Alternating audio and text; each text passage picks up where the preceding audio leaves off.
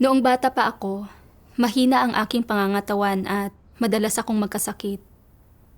Isinusugod ako ng aking mga magulang minsan sa klinik sa kalagitnaan ng gabi. Kumakatok sila sa pintuan ng bahay ng doktor sa 10 oras ng gabi.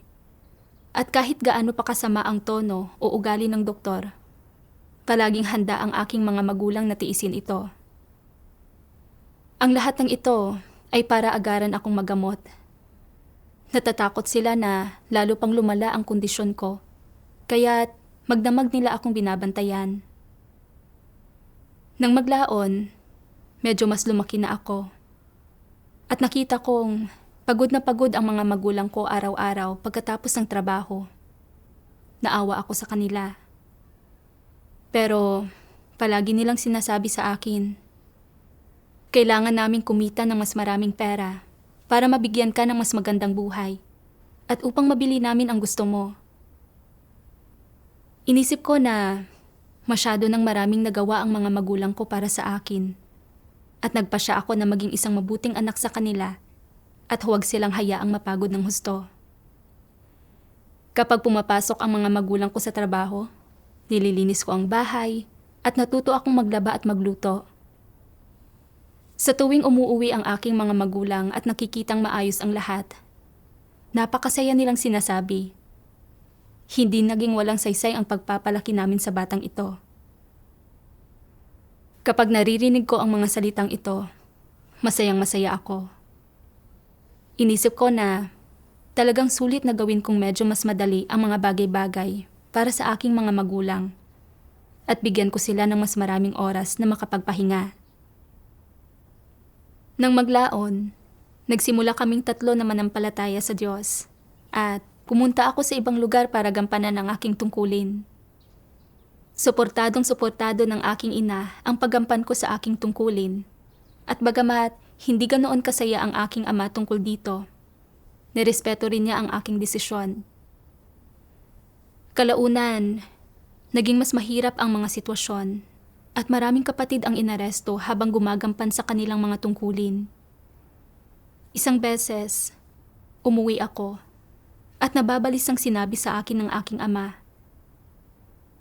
Pinalaki ka namin sa loob ng napakaraming taon at hindi namin kailanman hiniling na magkaroon ka ng napakagandang kinabukasan. Nais lang namin na manatili ka sa aming tabi. Subalit, umalis ka ng bahay para gampanan ang iyong tungkulin.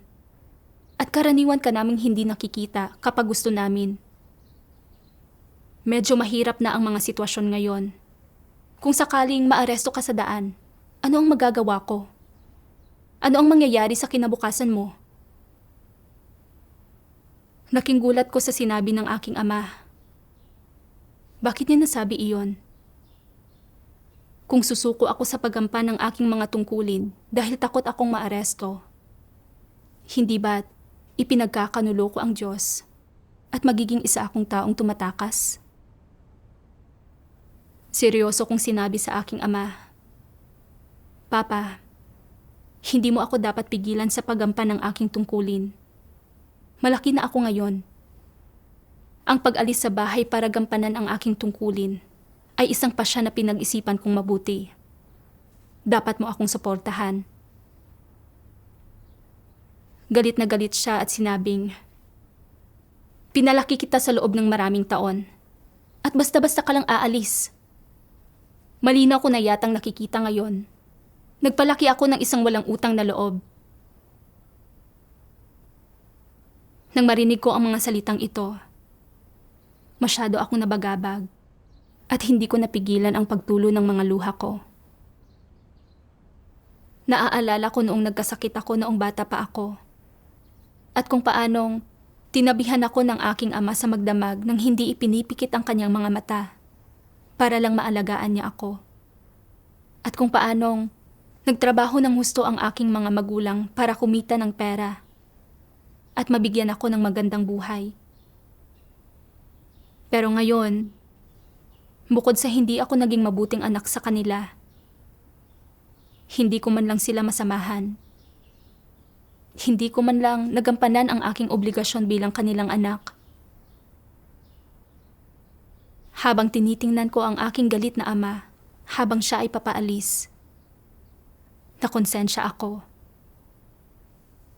Nais kong makasama ang aking mga magulang at maglaan ng mas maraming oras sa kanila. Pero sa oras na ito, naisip ko ang Diyos.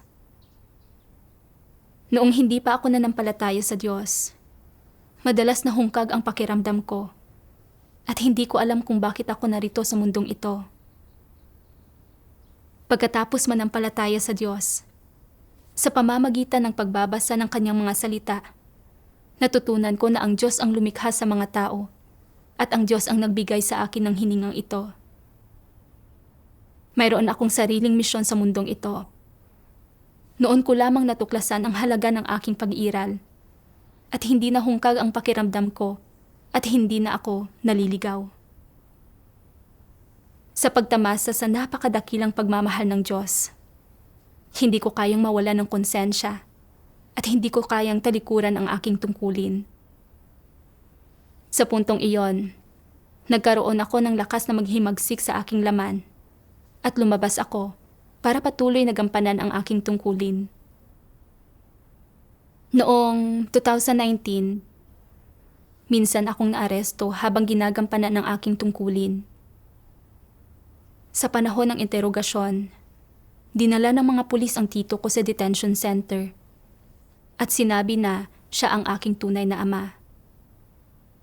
Pinakiusapan nila akong ipaliwanag agad ang sitwasyon ng iglesia para makauwi na ako at makasama kong muli ang aking mga tunay na magulang. Wala akong sinabing anuman. Sa huli, gumastos ang aking tito para mapalaya ako mula sa kustudiya. Naghinala ang mga pulis na sumusunod ako sa aking mga magulang sa pananampalataya sa Diyos. At hindi nila ako pinayagang umuwi o makipag-ugnayan sa aking mga magulang. Hinayaan lang nilang ihatid ako ng tito ko sa ibang lugar. Dahil sa pagpiyansa sa akin ng aking tito, halos araw-araw siyang tinatawagan ng mga pulis para takutin. Pinaniwalaan ng tito ko ang mga tsismis na narinig niya mula sa Partido Komunista at sinubukan niya akong pigilan sa pananampalataya sa Diyos. Sabi niya, "Malaki ka na. Dapat alam mo na ang tamang gawin. Hindi na namin kaya ng mama mo, pati ng mga magulang na umampon sa iyo, ang mapahirapan ng ganito. Dahil nananampalataya ka sa Diyos, araw-araw na tumatawag ang mga pulis para guluhin kami. Masyado na akong matanda. Noong pinagsabihan ako ng pulis, kahiya-hiyaman ay ipinagtanggol pa rin kita sa kanila. Alam mo ba kung gaano ito kahirap para sa akin?" Nang makitang nadadamay na sa mga problema ko ang aking tunay na ama at ang mga magulang kong umampun sa akin, labis akong nasaktan.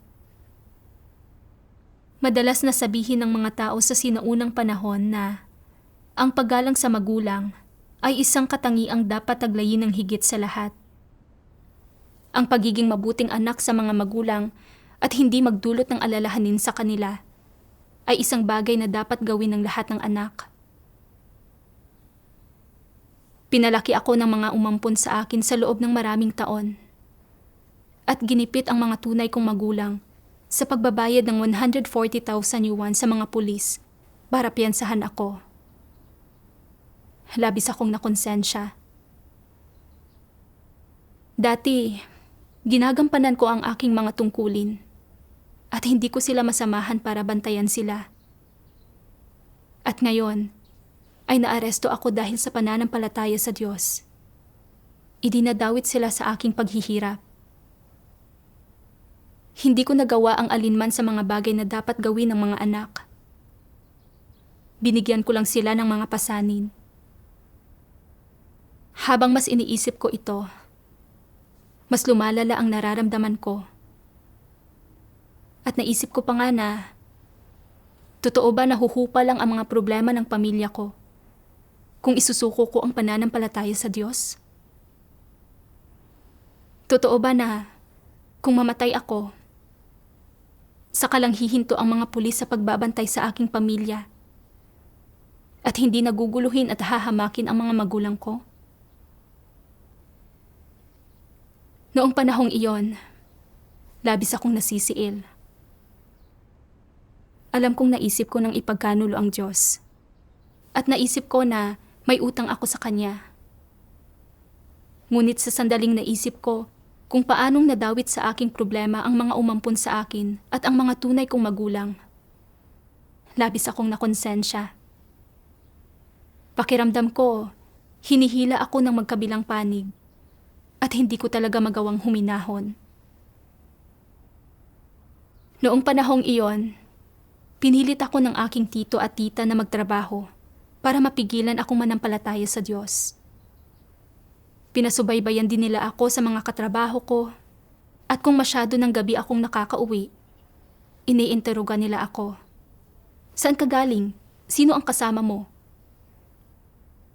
Lumuhod pa nga ang tita ko at nakiusap at hindi rin siya kumakain para gipitin akong talikuran ang pananampalataya sa Diyos.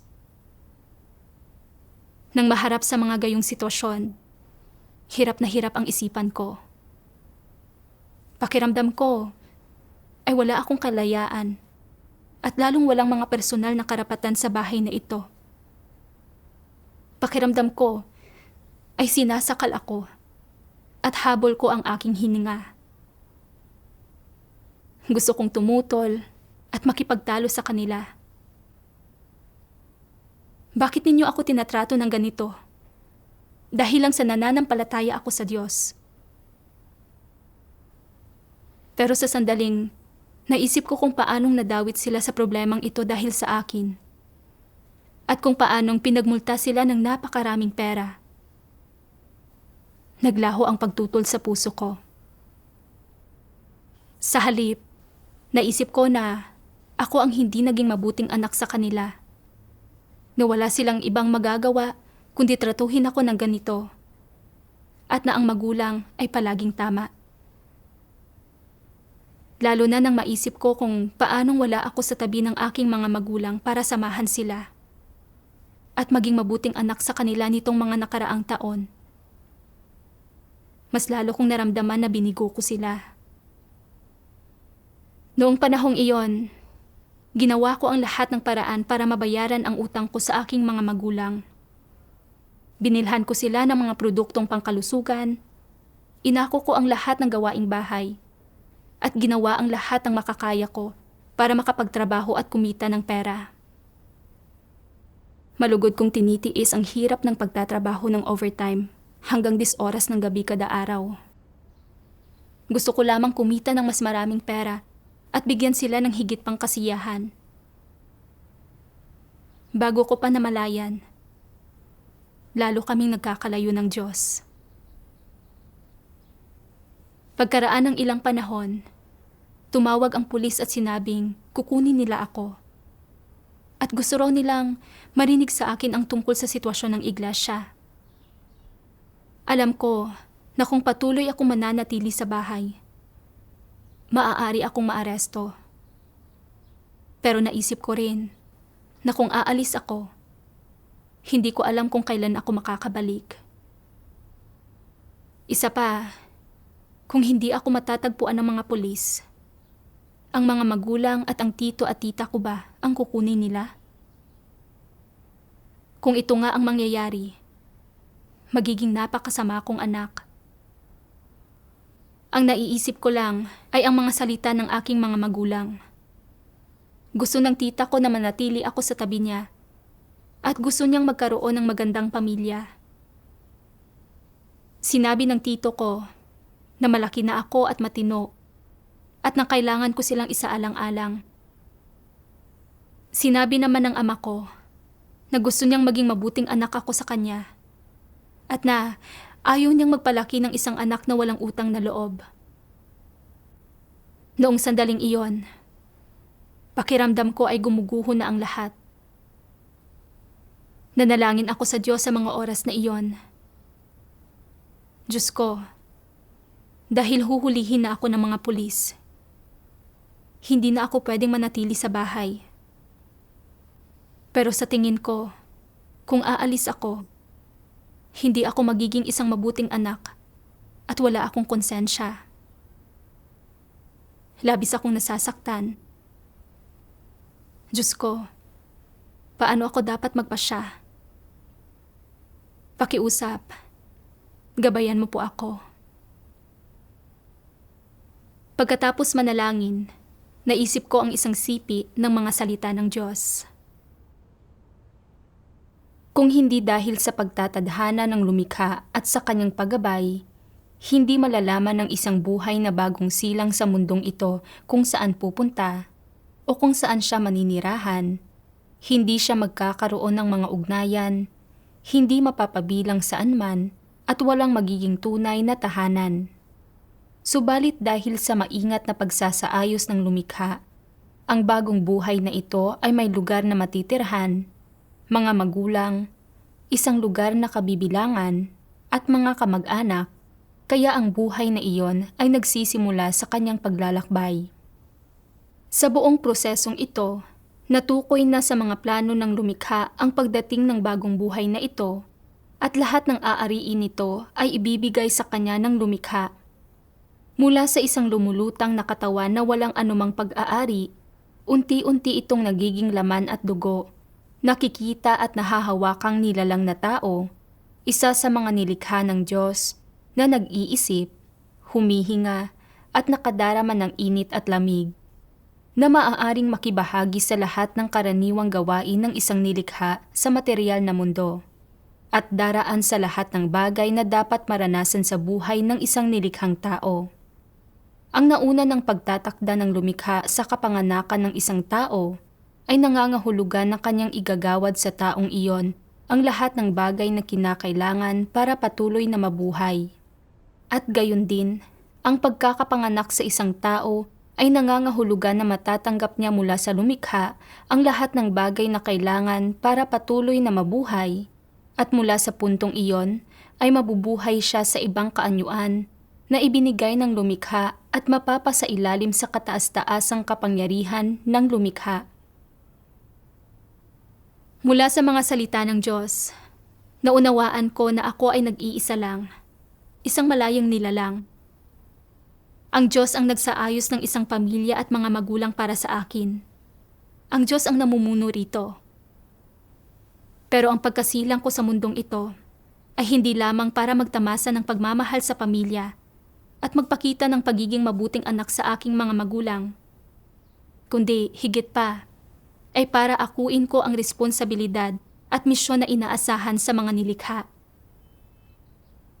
Ngayon, iniisip ko na talikuran ang sarili kong tungkulin para mapalugod ang aking mga magulang. Hindi ito ang nais na makita ng Diyos. Tinustusan ako ng Diyos ng lahat. Hindi ko pwedeng isuko ang aking tungkulin at ipagkanulo siya. Pagkatapos niyon, umalis ako ng bahay para gampanan ang tungkulin ko. Hindi nagtagal, nalaman ko na dahil hindi ako mahuli ng pulis, kinuha na lang nila ang tito ko. Ipinaalam nila na pakakawalan lang nila ang tito ko kapag bumalik ako. Sa sandaling iyon, medyo nanlumo ako. At naisip ko na may utang ako sa tito ko. Ginusto ko talagang bumalik at palitan siya sa kustudiya. Wala ako sa mood na gampanan ang aking tungkulin. At ang naiisip ko lang ay ang mga tinig at mukha ng mga kapamilya ko. Inisip ko na ako ang dahilan ng lahat ng kanilang kasawian. Lalo na nang maisip ko kung paanong naaresto ang tito ko. Hindi ko alam kung paano siya tatratuhin ng mga pulis. Bubugbugin ba nila siya? Habang mas nag-iisip ako, mas lalo akong nasasaktan at nanalangin ako sa Diyos sa puso ko. Diyos ko, nahaharap ako ngayon sa mga ganitong uri ng sitwasyon at hindi ko alam kung paano danasin ang mga ito. Nasasaktan ang puso ko at wala akong ganang gampanan ang aking tungkulin. Ayaw kong mabuhay sa ganitong kalagayan. Diyos ko, ano po ang dapat kong gawin? Nakikiusap po ako na gabayan mo ako na mabago ko ang kalagayang ito. Pagkatapos manalangin, binasa ko ang isang sipi ng mga salita ng Diyos. Tinatalikuran ng ilang tao ang kanilang mga pamilya dahil sumasampalataya sila sa Diyos at gumaganap ng kanilang mga tungkulin. Nagiging tanyag sila dahil dito at madalas na hinahalughog ng pamahalaan ang mga bahay nila, nililigalig ang kanilang mga magulang, at pinagbabantaan pa nga ang mga ito upang isuko sila. Pinag-uusapan sila ng lahat ng kapitbahay nila, sinasabing, walang konsensya ang taong ito. Wala siyang pakialam sa kanyang matatandang magulang. Bukod sa hindi siya mabuting anak sa kanyang mga magulang, nagdudulot pa siya ng napakaraming problema sa mga ito. Isa siyang hindi mabuting anak. Naaayon ba sa katotohanan ang alinman sa mga salitang ito? Hindi. Ngunit hindi ba't itinuturing na tama ang mga salitang ito sa mga mata ng mga hindi mananampalataya? Sa mga hindi mananampalataya, iniisip nilang ito ang pinakalehitimo at pinakamakatwirang paraan ng pagtingin dito at naaayon ito sa etika ng tao at alinsunod sa mga pamantayan ng pag-asal ng tao. Gaano man karaming paksa ang kalakip ng mga pamantayang ito, katulad ng kung paano magpakita ng pagkamabuting anak sa mga magulang, kung paano sila aalagaan sa kanilang pagtanda at isasaayos ang kanilang mga libing, o kung gaano kalaki ang isusukli sa kanila, at naaayon man ang mga pamantayang ito sa katotohanan o hindi, sa mga mata ng mga hindi mananampalataya, mga positibong bagay ang mga ito, positibong enerhiya ang mga ito, tama ang mga ito, at itinuturing ang mga ito na hindi mapipintasan sa lahat ng grupo ng mga tao. Sa mga hindi mananampalataya, ang mga ito ang mga pamantayang dapat ipamuhay ng mga tao at kailangan mong gawin ang mga bagay na ito upang maging isang sapat na mabuting tao sa kanilang puso. Bago mo sampalatayanan ang Diyos at maunawaan ang katotohanan, hindi ba't matibay mo ring pinaniwalaan na ang gayong asal ay pagiging isang mabuting tao? Oo. Dagdag pa, ginamit mo rin ang mga bagay na ito upang suriin at pigilan ang sarili mo at hiningi mo sa sarili mong maging ganitong uri ng tao. Kung ninais mong maging isang mabuting tao, tiyak na isinama mo ang mga bagay na ito sa mga pamantayan mo ng pag-asal. Kung paano maging mabuting anak sa iyong mga magulang, kung paano mabawasan ang pag-aalala nila, kung paano sila bibigyan ng karangalan at papuri, at kung paano bibigyan ng kaluwalhatian ang iyong mga ninuno. Ang mga ito ang mga pamantayan ng pag-asal sa iyong puso at ang direksyon ng iyong pag-asal. Gayunpaman, pagkatapos mong pakinggan ang mga salita ng Diyos at ang kanyang mga sermon, nagsimulang magbago ang iyong pananaw at naunawaan mong kailangang mong talikdan ang lahat ng bagay upang tuparin ang iyong tungkulin bilang isang nilikha at na hinihingi ng Diyos sa mga taong umasal sa ganitong paraan. Bago ka nakatiyak na ang pagganap sa iyong tungkulin bilang isang nilikha ang katotohanan, inakala mong dapat kang maging mabuting anak sa iyong mga magulang, ngunit pakiramdam mo rin ay dapat mong gampanan ang iyong tungkulin bilang isang nilikha at nagtalo ang kalooban mo. Sa pamamagitan ng patuloy na pagdidilig at pagpapastol ng mga salita ng Diyos, unti-unti mong naunawaan ang katotohanan at saka mo napagtantong ang pagganap sa iyong tungkulin bilang isang nilikha ay ganap na likas at may katwiran. Magpahanggang sa araw na ito, nagawa ng tanggapin ng maraming tao ang katotohanan at lubos na talikuran ang mga pamantayan ng pag-asal mula sa mga tradisyonal na kuro-kuro at imahinasyon ng tao. Kapag lubos mo nang nabitiwan ang mga bagay na ito, hindi ka na mapipigilan ng mga salita ng panghuhusga at pagkokondina mula sa mga hindi mananampalataya kapag sinusunod mo ang Diyos at ginagampanan ang iyong tungkulin bilang isang nilikha at madali mong maiwawaksi ang mga iyon. Matapos basahin ang mga salita ng Diyos, labis akong naantig. Kadalasan, hinuhusgahan ko ang tama at mali ayon sa pamantayan ng konsensya. Pero hindi ito naaayon sa katotohanan. Ang buhay ko ay nagmumula sa Diyos. Ang Diyos ang nagdala ng aking kaluluwa sa mundong ito at nagsaayos ng isang pamilya at mga magulang para sa akin. Ang pumili sa akin para tumanggap sa kanyang pagliligtas sa mga huling araw. At ang siyang nagbigay sa akin ng pagkakataon na gampanan ang aking tungkulin bilang isang nilikha. Ito ang pagmamahal at biyaya ng Diyos. Pero dahil inaresto ng mga pulis ang tito ko, inakala ko na ang paghihirap na ito ay idinulot sa aking pamilya dahil sa pananampalataya ko sa Diyos. At ginusto kong talikuran ang aking tungkulin at ipagkanulo ang Diyos. Napakahangal ko.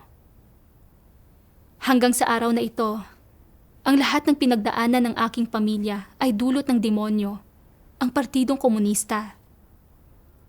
Kinalaban nila ang Diyos at inusig ang mga Kristiyano. Nanggulo sa aking pamilya at inaresto ang tito ko. At ginawa nila iyon upang walang araw na matatahimik ang mga magulang ko. Ang Partido Komunista ang tunay na salarin. Pero hindi ko kinamuhian ang Partido Komunista. At inakala kong ang pananampalataya ko sa Diyos ang nagdulot ng problema sa aking pamilya. Talagang hindi ko matukoy ang tama sa mali. Ngayon, nauunawaan ko, naganap na likas at may katwiran, na sundin ko ang Diyos at gampanan ang aking tungkulin. Ito ang konsensya at katwiran na dapat taglayin ng mga tao. Naalala ko ang isa pang sipi ng mga salita ng Diyos.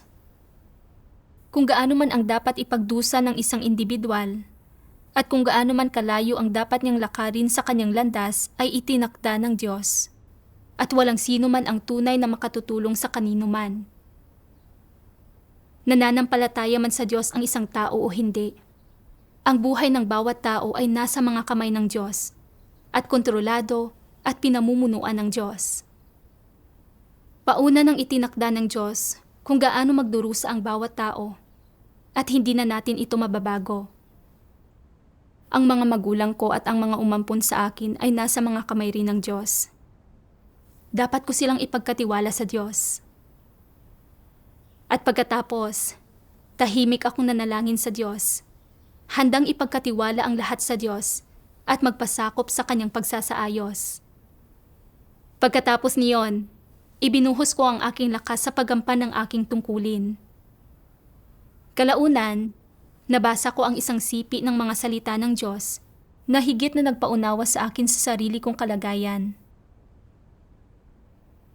Sabi ng makapangyarihang Diyos, dahil sa pangungondisyon ng tradisyonal na kultura ng mga Tsino, sa tradisyonal na kuro-kuro ng mga Tsino, ay naniniwala sila na kailangan nilang igalang ang kanilang mga magulang.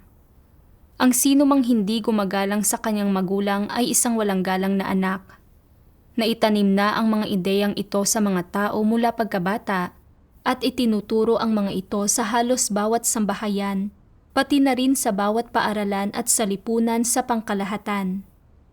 Kapag napuno ng mga ganoong bagay ang ulo ng isang tao, iniisip niya, mas mahalaga ang tungkuling igalang ang magulang kaysa ano paman.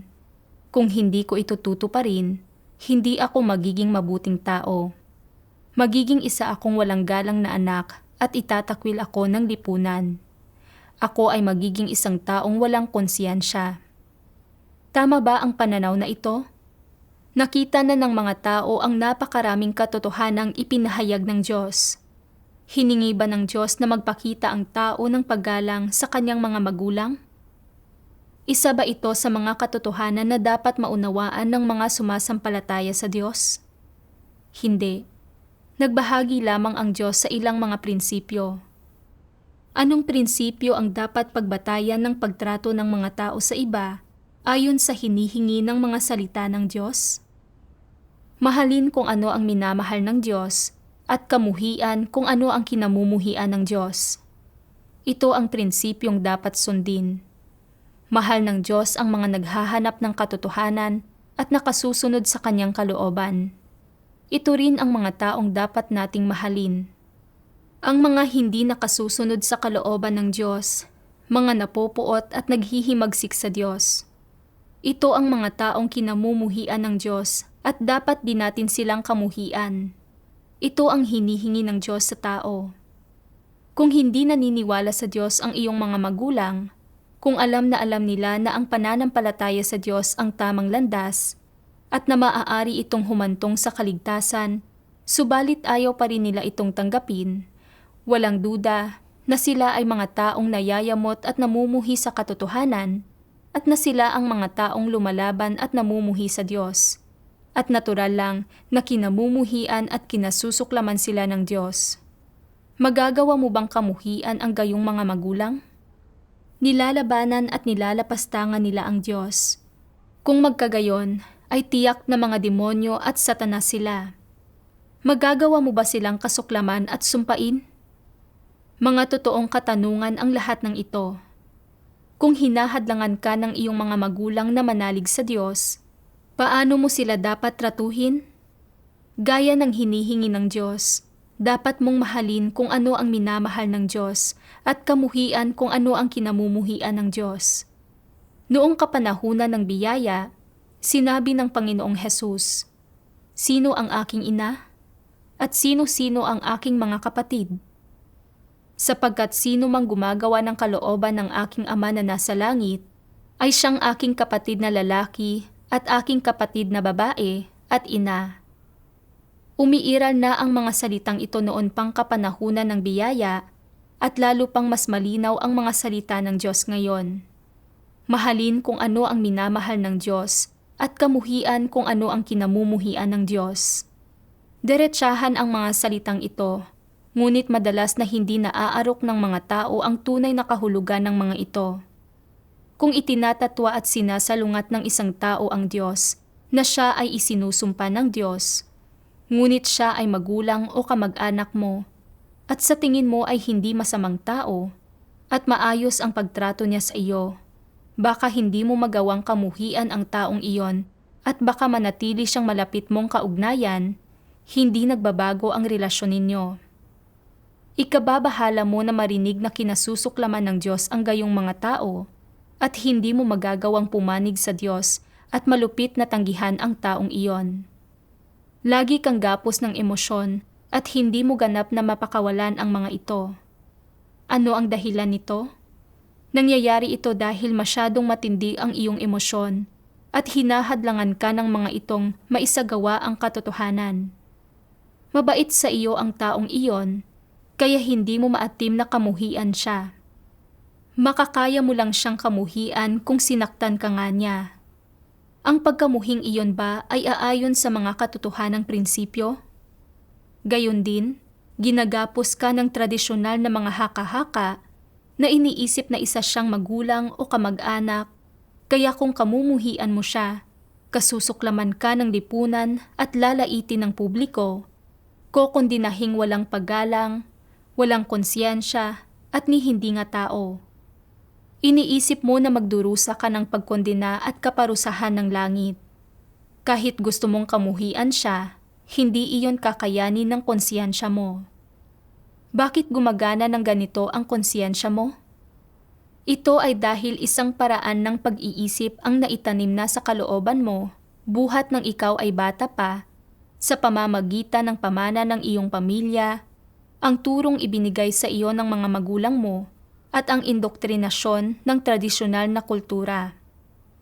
Ang paraang ito ng pag-iisip ay nakaugat ng napakalalim sa puso mo, at dahil dito ay nagkakaroon ka ng maling paniniwala na ang paggalang sa magulang ay ganap na likas at may katwiran, at na ang anumang minana mo mula sa mga ninuno mo ay palaging mabuti.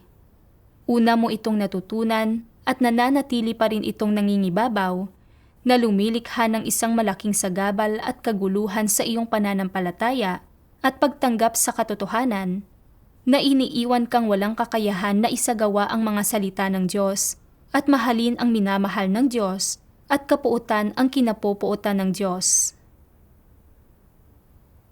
Mula sa mga salita ng Diyos, naunawaan ko na ginagamit ni Satanas ang lahat ng uri ng paraan para gawing tiwali ang mga tao. Halimbawa, ang gabay ng ating mga magulang, ang turo ng ating mga paaralan, at ang mga opinyon ng mga tao sa ating paligid ay nagpapaniwala sa atin na dahil pinalaki tayo ng ating mga magulang, dapat nating suklian ang kanilang kabutihan at na ito ang ibig sabihin ng pagkakaroon ng pagkatao at konsensya. Kung hindi, wala tayong konsensya, hindi tayo mabuting anak, at itataboy tayo ng iba. Mula sa murang edad, ikinintal na sa akin ang mga ideya at pananaw na ito. Gaya ng ang paggalang sa magulang ay isang katangiang dapat taglayin ng higit sa lahat. Ang magulang ay palaging tama. Ang pagpapakita ng pagiging mabuting anak sa mga magulang ay ganap na likas at may katuwiran. Dahil nasa loob ko ang mga tradisyonal na ideya at pananaw na ito, nang umalis ako ng bahay para gampanan ang aking tungkulin at hindi ko maalagaan ang aking mga magulang, sinisi ko ang sarili ko at nakonsensya ako. Wala akong ganang gampanan ang aking tungkulin at nagsisi ako na umalis ako para gawin ito. Nang makita kong gumastos ng 140,000 yuan ang tito ko para mailabas ako. At nang malaman kong nanggulo sa kanya ang mga pulis at inaresto siya, inisip ko na nadawit ang pamilya ko sa problemang ito dahil nanampalataya ako sa Diyos. At ginusto kong sumuko sa paggampan ng aking tungkulin at ipagkanulo ang Diyos. Ginusto ko pa ngang kitilin ang sarili kong buhay. Kinontrol ng tito at tita ko ang aking kalayaan at sinubaybayan ang aking kinaroroonan para pigilan akong manampalataya sa Diyos. Lumuhod pa nga ang tita ko at tumigil sa pagkain para lang pilitin akong isuko ang aking pananampalataya sa Diyos. Labis akong nasasaktan at pakiramdam ko ay masyado akong nasisiil. Pero hindi ako naglakas loob at hindi naging handang tumutol sa kanila. Naniwala ako na ang magulang ay palaging tama at na bilang kanilang anak, ang hayaan silang magdusa sa mga paghihirap hanggang sa puntong napaluhod na ang tita ko at nagmakaawa sa akin, ay nangangahulugan na hindi ako isang mabuting anak. Kahit na sa panahong iyon, alam ko na ang pagsunod sa kanila at hindi paggampan sa aking tungkulin ay katumbas ng pagkakanulo sa Diyos. At na mawawala ang aking pagkakataon na makamit ang katotohanan. Wala akong lakas na tumutol sa kanila. Bagamat, hindi ko kailanman sinabi na hihinto ako sa pananampalataya sa Diyos. Ang iba't iba kong pag-uugali sa halos buong taon na ito ay nagpapakita na sumusunod ako kay Satanas at sa tradisyonal na pag-iisip. Ang tanging naiwan ay mga paglabag at mantsa. Paulit-ulit kong ipinagkakanulo ang Diyos. Ngayon, malinaw kong nakikita na bagamat isang positibong bagay ang maging isang mabuting anak sa mga magulang, hindi ito ang katotohanan. Dahil ang gayong pananaw ay magsasanhing mawalan ako ng mga prinsipyo at hindi rin magawang tukuyin ang mabuti sa masama o ang tama sa mali. Sinubukan akong pigilan ng aking tito at tita na manampalataya sa Diyos. Palihim akong ikinukulong at nagsasabi ng mga kalapastanganan tungkol sa Kanya. Sinabi pa nga nila na hanggat nabubuhay sila at maliban sa kung mamatay sila, hindi nila ako pahihintulutang manampalataya sa Diyos. Na kung papanatilihin ko ang Diyos, mawawalan ako ng pamilya. At kung papanatilihin ko ang pamilya ko, mawawalan ako ng Diyos. Ang kanilang diwa ay salungat sa katotohanan at sa Diyos. Isa pa, palagi akong pinipigilan ng aking ama na umampon sa akin. Ginagampanan niya ang negatibong papel ng pagiging utusan ni Satanas. Dapat sana ay nakilatis ko sila. Minamahal ang mahal ng Diyos at kinapupuotan ang kinapupuotan niya. Ngunit, naniwala ako na ang paggalang sa magulang ay isang katangiang dapat taglayin ng higit sa lahat. At ang gayong tradisyonal na pag-iisip ay nagtutulak sa akin na maghimagsik laban sa Diyos. Munti ko ng talikuran ang paggampan ng aking tungkulin at ipagkanulo siya. Nauunawaan ko na ngayon na ang mga ideya at pananaw na ikinintal ni Satanas sa mga tao ay lahat may kasamang mga tusong pakana. Nililin lang at pinipinsala ng mga ito ang mga tao. Kalaunan, nabasa ko ang siping ito ng mga salita ng Diyos. Kaya naman, patungkol sa mga tao, hindi mahalaga kung metikuloso kang inalagaan ng iyong mga magulang o inaruga ka nila ng mabuti. Sa alinmang paraan, ginagampanan lang nila ang kanilang responsibilidad at obligasyon. Anuman ang dahilan kung bakit kanila pinalaki, responsibilidad nila ito. Dahil ipinanganak kanila, dapat silang maging responsable sa iyo. Batay rito, maituturing bang kabutihan ang lahat ng ginawa ng iyong mga magulang para sa iyo? Hindi maaari, hindi ba? Ang pagtupad ng iyong mga magulang sa kanilang responsibilidad sa iyo ay hindi maituturing na kabutihan. Kaya kung tinutupad nila ang kanilang responsibilidad sa isang bulaklak o sa isang halaman, dinidiligan at pinatataba ito, maituturing ba iyon na kabutihan? Higit pang ang malayo iyon sa pagiging mabuti. Ang mga bulaklak at halaman ay mas tumutubo ng maayos kapag nasa labas. Kung ang mga ito ay itinatanim sa lupa, nang may hangin, araw at ulan, lumalago ang mga ito. Hindi tumutubo ang mga ito ng maayos kapag itinanim sa isang paso sa loob ng bahay, hindi tulad ng pagtubo ng mga ito sa labas. Ngunit saan man naroroon ang mga ito, nabubuhay ang mga ito. Tama ba? Nasaan man ang mga ito, inorden ito ng Diyos. Ikaw ay isang buhay na tao at inaako ng Diyos ang responsibilidad sa bawat buhay. Tinutulutan itong mabuhay at sumunod sa batas na sinusunod ng lahat ng nilikha. Ngunit bilang isang tao, namumuhay ka sa kapaligiran kung saan ka pinalaki ng iyong mga magulang, kaya dapat kang lumaki at umiral sa kapaligirang iyon. Sa mas malaking antas, ang pamumuhay mo sa kapaligirang iyon ay dahil sa pag-orden ng Diyos. Sa mas maliit na antas, ito ay dahil sa pagpapalaki sa iyo ng iyong mga magulang. Tama? Sa alinmang paraan, sa pamamagitan ng pagpapalaki sa iyo, tinutupad ng iyong mga magulang ang isang responsibilidad at obligasyon. Ang palakihin ka hanggang sa hustong gulang ay obligasyon at responsibilidad nila at hindi ito matatawag na kabutihan. Kung hindi ito matatawag na kabutihan, hindi ba't isa itong bagay na dapat mong matamasa? Ito ay isang uri ng karapatan na dapat mong matamasa. Dapat kang palakihin ng iyong mga magulang dahil bago ka umabot sa hustong gulang, ang papel na ginagampanan mo ay ang pagiging isang anak na pinalalaki. Sa makatuwid, tinutupad lang ng iyong mga magulang ang responsibilidad nila sa iyo at tinatanggap mo lang ito.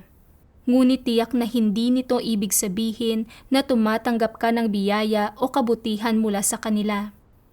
Para sa anumang buhay na nilalang, ang pagbubuntis at pag-aalaga sa mga supling, pag-aanak at pagpapalaki sa susunod na henerasyon ay isang uri ng responsibilidad. Halimbawa, ang mga ibon, baka, tupa at maging ang mga tigre ay kailangang mag-alaga sa kanilang mga supling pagkatapos nilang manganak. Walang buhay na nilalang na hindi nagpapalaki ng kanilang mga supling. Posibleng mayroong ilang eksepsyon, ngunit hindi ganoon karami. Ito ay isang likas na pinomena sa pag-iral ng mga buhay na nilalang. Ito ay isang likas na gawin ng mga buhay na nilalang at hindi ito maiuugnay sa kabutihan. Sumusunod lamang sila sa batas na itinakda ng lumikha para sa mga hayop at sangkatauhan. Sa makatuwid, ang pagpapalaki sa iyo ng iyong mga magulang ay hindi isang kabutihan. Batay rito, masasabi na hindi mo pinagkakautangan ang iyong mga magulang. Tinutupad nila ang kanilang responsibilidad sa iyo. Gaano man kalaki ang pagsisikap at perang ginugugol nila sa iyo, hindi nila dapat hilingin sa iyo na suklian sila dahil ito ang kanilang responsibilidad bilang mga magulang. Dahil ito ay isang responsibilidad at isang obligasyon, dapat na libre ito at hindi sila dapat humingi ng kabayaran. Sa pagpapalaki sa iyo, ginagampanan lamang ng iyong mga magulang ang kanilang responsibilidad at obligasyon, at hindi ito dapat binabayaran at hindi ito dapat isang transaksyon.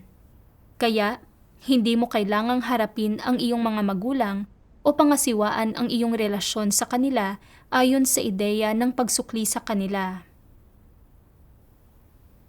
Mula sa kanyang mga salita, naunawaan ko na ang pagsisilang, pagpapalaki, at maingat na pag-aalaga ng mga magulang sa kanilang mga anak ay hindi kabutihan, kundi responsibilidad at obligasyon nila bilang mga magulang.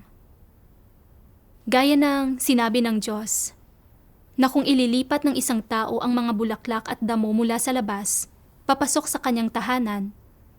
Kung gayon, ang taong iyon ay may responsibilidad na alagaan, diligan, at lagyan ng abono ang mga ito. Responsibilidad niya ito. Isa pang halimbawa ay ang mga pusa, aso, at iba pang hayop na nagsisilang at nag-aalaga ng kanilang mga anak, nalikas na sa kanila. Ganito rin ang mga magulang na tao sa kanilang mga anak.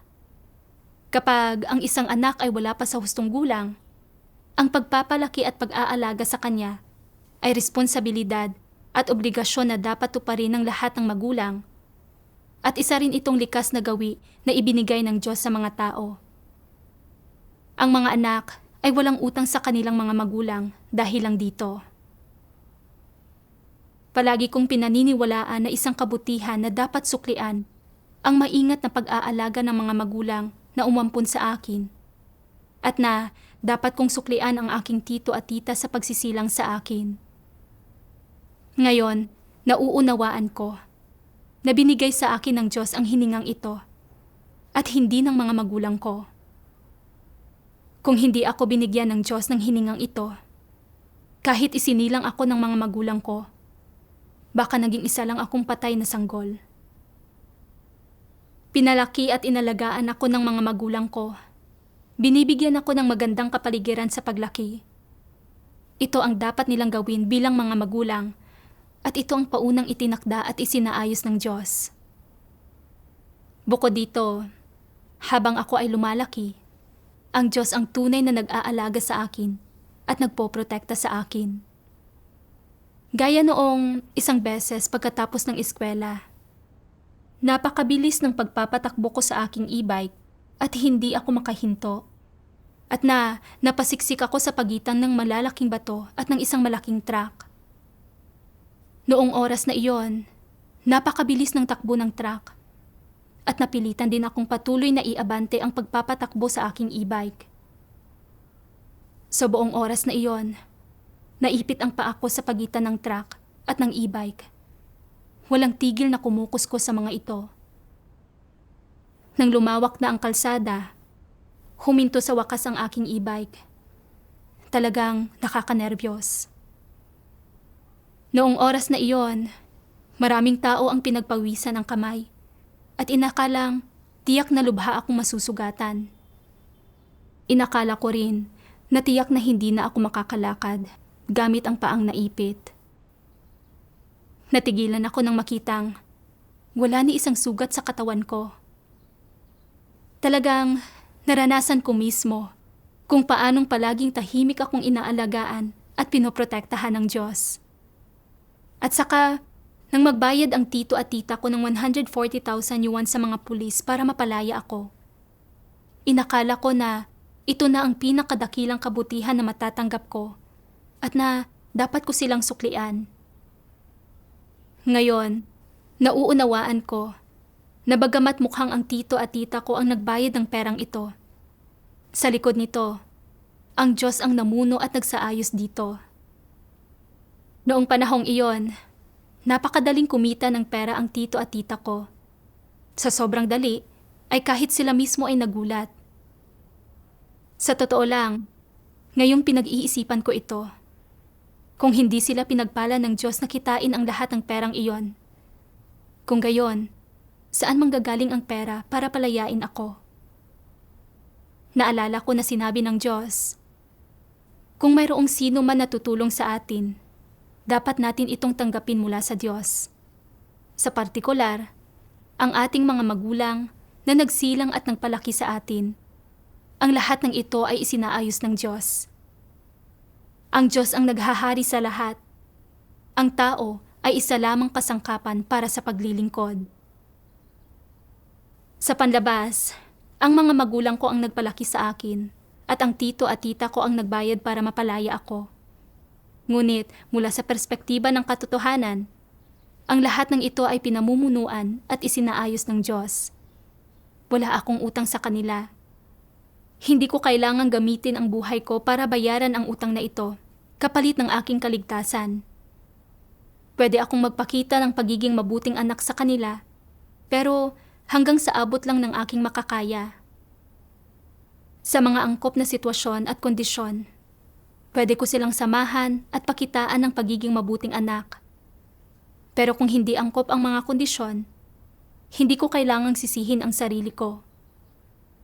Kailangan ko lang gampanan ng maayos ang aking mga tungkulin.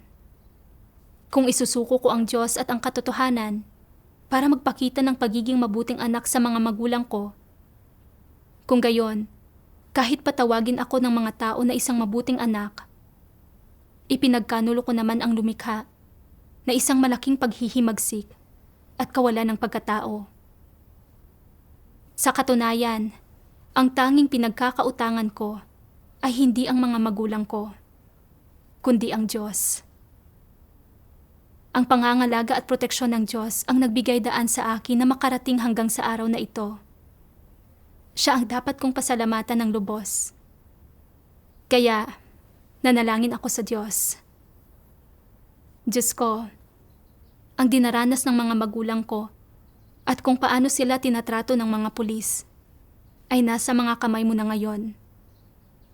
Hindi ko kayang baguhin ang kahit ano at handa akong ipagkatiwala ang mga ito sa iyo.